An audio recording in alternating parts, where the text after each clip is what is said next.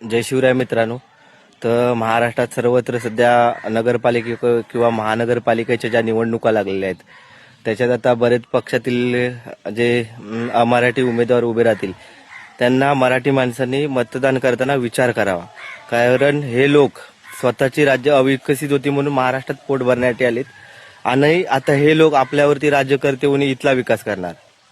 मुळात जर यांना एवढा जर विकास करायचा होता त्यांना स्वतःची राज्य होती ना, त्या राज्यात त्यांनी विकास केला पाहिजे होता. त्यामुळे हे जे परप्रांतीय निवडून देणार मुळात हे तुमचा विकास करणार नाहीत, तर हे यांना बोलतात की फक्त इथे पैसा कमवायचा आहे आणि इथे जनतेवर राज्य करायचं आहे.